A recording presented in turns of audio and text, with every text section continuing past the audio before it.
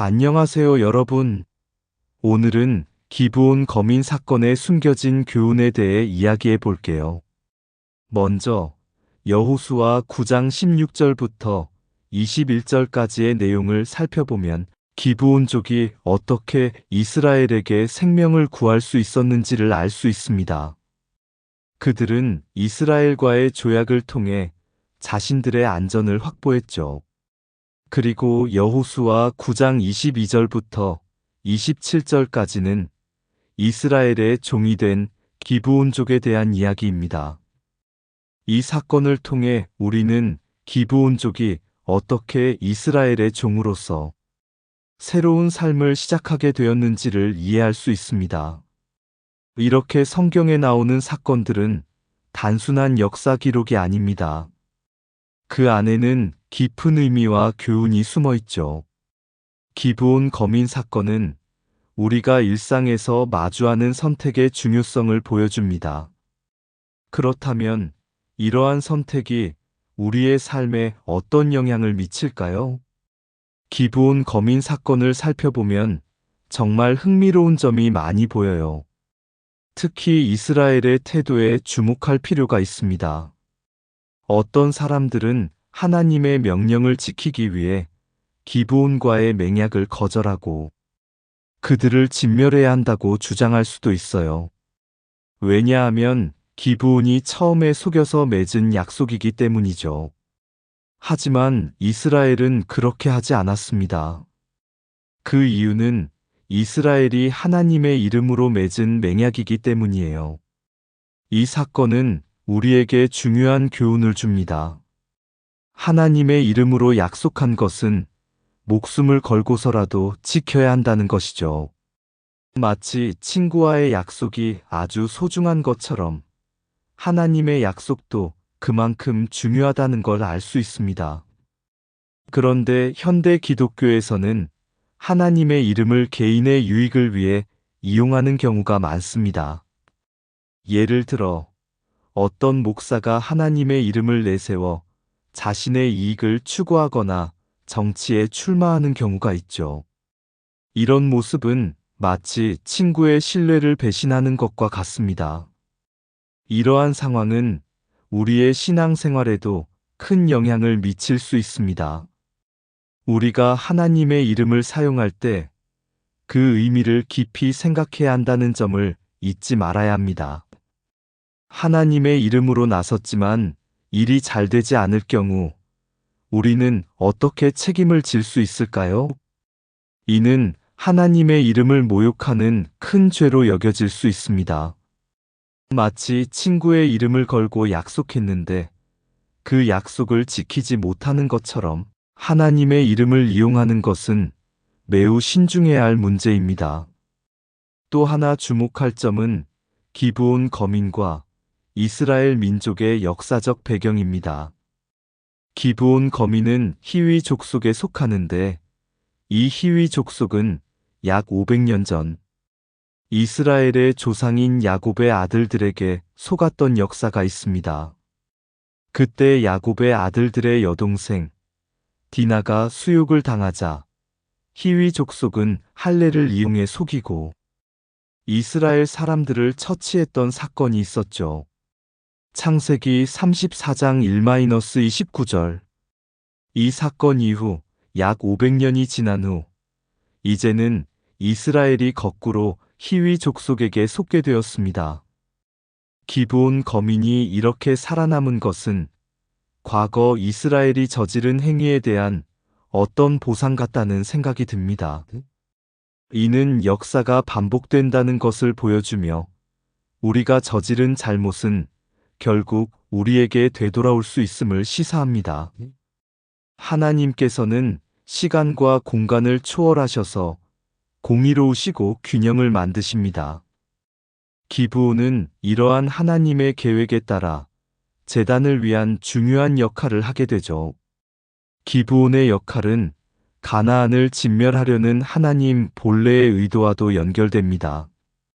가나안의 진멸은 우상 숭배를 처벌하기 위한 것이었기 때문입니다.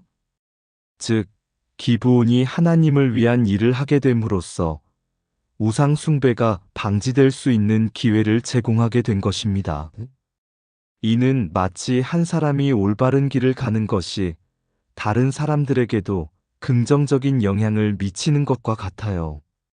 이렇듯 기브온 사건은 단순히 과거의 역사적 기록으로 끝나지 않습니다. 자세히 살펴보면 우리에게 전하는 중요한 메시지가 많다는 것을 알 수 있습니다. 이러한 사건들은 우리가 배울 교훈이 많다는 것을 의미하며 신앙의 깊이를 더해주는 기회가 됩니다. 가장 먼저 떠오르는 교훈은 하나님께서 모든 상황을 이끌어 가신다는 점입니다. 우리가 겪는 안 좋은 사건조차도 사실은 우리에게 필요하고 도움이 되는 경우가 많습니다. 마치 비 오는 날, 처음에는 불편하게 느껴지지만 그 덕분에 식물이 자라고 결국 풍성한 열매를 맺는 것과 같아요. 또한 이런 사건을 깊이 묵상하면서 지금 당장 피해를 보는 일이 아닐지라도 하나님 앞에서 죄를 짓지 말아야 한다는 것을 배울 수 있습니다.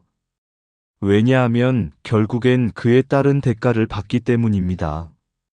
이건 마치 학교에서 규칙을 어겼을 때 즉각적인 처벌이 없더라도 나중에 누적되어 큰 문제가 되는 것과 비슷하죠. 마지막으로 우리는 절대적으로 하나님 중심으로 일을 해나가야 합니다. 그렇게 하면 안 좋은 일도 결국 바로잡아 주신다는 사실을 믿어야 해요. 거듭 강조하자면 하나님 이름으로 맹세한 것에 대해서는 절대적으로 지켜나가야 한다는 것입니다. 이러한 태도가 우리의 신앙을 더욱 견고하게 만들어줄 것입니다. 기브온 거민들은 어떻게 해서 이스라엘을 속이려는 아이디어가 떠올랐을까요? 그리고 이스라엘은 왜 이렇게 속수무책으로 당할 수밖에 없었을까요? 이런 질문은 사건의 세세한 부분을 살펴보면 답이 있을지도 모르지만 더 큰 그림을 보면 결국 하나님의 역사하심을 짐작해 볼 수 있습니다. 기브온 거민들이 이스라엘을 속이기 위해 계획을 세운 것은 그들의 생존을 위해서였고, 이는 상황의 필요에 따른 지혜라고 볼 수 있습니다. 반면 이스라엘은 그들의 경계심이 부족했던 것 같습니다. 이것은 마치 우리가 시험을 준비하면서 소홀히 했던 부분에서 실수를 하는 것과 비슷하죠. 그리고 이 모든 상황들이 지금 우리에게 교훈의 메시지로 전해지고 있다는 점도 주목할 필요가 있습니다. 다양한 요소들이 중첩되어 일어나는 이 사건을 통해 우리는 초월적인 지성을 다시 한번 느낄 수 있습니다. 하나님께서 우리의 삶에 어떻게 역사하시는지를 이해하는 것은 매우 중요합니다. 우리는 성경에 기록된 사건을 단순한 역사 기록이라고 봐서는 안 됩니다. 이런 시각은 일반인들이 성경을 바라보는 관점일 뿐이에요. 사실 역사 공부를 하는 이유도 과거의 잘못을 반복하지 않기 위해서죠. 과거의 교훈을 통해 우리는 더 나은 미래를 만들 수 있습니다. 성경에 기록된 모든 사실들은 수많은 의미와 교훈이 담겨 있습니다. 기브온 거민의 사건에서도 교훈을 발견할 수 있듯이 모든 성경의 사건에서 이런 노력이 필요합니다. 이를 통해 우리는 하나님의 뜻을 더 깊이 이해하고 우리의 삶에 적용할 수 있는 지혜를 얻을 수 있습니다. 이렇게 성경을 바라보는 시각은 우리에게 중요한 통찰을 제공하며 우리가 일상에서 마주치는 다양한 상황에 대한 해답을 찾는 데 큰 도움이 됩니다. 우리는 성경에 기록된 사건을 단순한 역사 기록이라고 봐서는 안 됩니다. 이런 시각은 일반인들이 성경을 바라보는 관점일 뿐이에요. 역사 공부를 하는 이유도 과거의 잘못을 반복하지 않기 위해서죠. 과거의 교훈을 통해 우리는 더 나은 미래를 만들 수 있습니다. 성경에 기록된 모든 사실들은 수많은 의미와 교훈이 담겨 있습니다.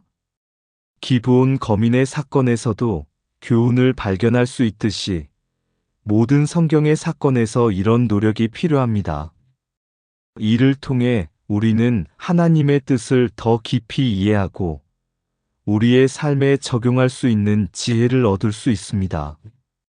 이렇게 성경을 바라보는 시각은 우리에게 중요한 통찰을 제공하며 우리가 일상에서 마주치는 다양한 상황에 대한 해답을 찾는 데 큰 도움이 됩니다. 이제 이러한 생각을 바탕으로 기도하겠습니다. 초월적인 지성과 지혜로 우리를 이끄시는 하나님을 찬양합니다. 오늘도 새로운 가르침을 전해주심에 감사합니다. 저 또한 하나님 말씀을 깊이 생각하려는 노력이 없었습니다.